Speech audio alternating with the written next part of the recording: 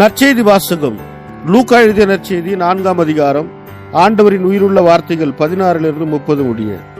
இயேசு தாம் வளர்ந்த ஊராகிய நாசரேத்துக்கு வந்தார். தமது வழக்கத்தின்படி ஓய்வு நாளில் தொழுகை கூடத்திற்கு சென்று வாசிக்க எழுந்தார். இறைவாக்கினர் எசாயாவின் சுருளேடு அவரிடம் கொடுக்கப்பட்டது. அவர் அதை பிரித்தபோது கண்ட பகுதியில் இவ்வாறு எழுதியிருந்தது: ஆண்டவருடைய ஆவி என் மேல் உள்ளது, ஏனெனில் அவர் எனக்கு அருள் பொழிவு செய்துள்ளார்.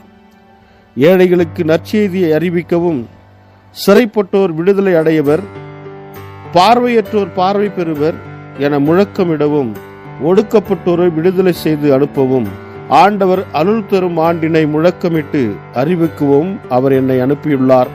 பின்னர் அந்த ஏட்டைச் சுருட்டில் ஏவலரிடம் கொடுத்துவிட்டு அமர்ந்தார்.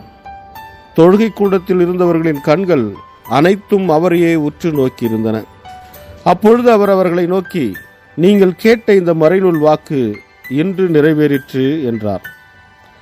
அவர் வாயிலிருந்து வந்த அருள்மொழிகளை கேட்டு வியப்புற்று, இவர் யோசேப்பின் மகன் அல்லவா என கூறி எல்லாரும் அவரை பாராட்டினர். அவர் அவர்களிடம், நீங்கள் என்னிடம் மருத்துவரே, உம்மையே நீர் குணமாக்கிக் கொள்ளும் என்னும் பழமொழியை சொல்லி, கப்பர்நாகூமில் நீர் செய்ததாக நாங்கள் கேள்விப்பட்டவற்றை எல்லாம் உன் சொந்த ஊராகிய இவ்விடத்திலும் செய்யும் என கண்டிப்பாய் கூறுவீர்கள். ஆனால் நான் உறுதியாக உங்களுக்கு சொல்லுகிறேன், இறைவாக்கினர் எவரும் தம் சொந்த ஊரில் ஏற்றுக்கொள்ளப்படுவதில்லை. உண்மையாக நான் உங்களுக்கு சொல்லுகிறேன், எலியாவின் காலத்தில் 3½ ஆண்டுகளாக வானம் பொய்த்தது, நாடெங்கும் பெரும் பஞ்சம் உண்டானது. அக்காலத்தில் இஸ்ரேலிடையே கைம்பெண்கள் பலர் இருந்தனர். ஆயினும் அவர்களுள் எவரிடமும் எலியா அனுப்பப்படவில்லை. சீதோனைச் சேர்ந்த சாரிபாத்தில் வாழ்ந்த ஒரு கைம்பெண்ணிடமே அனுப்பப்பட்டார்.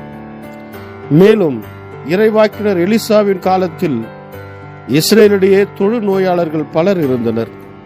ஆயினும் அவர்களுள் எவருக்கும் நோய் நீங்கவில்லை. சிரியாவை சார்ந்த நாமானுக்கே நோய் நீங்கியது என்றார். தொழுகை கூடத்தில் இருந்த யாவரும் இவற்றை கேட்டபோது சீற்றம் கொண்டனர்.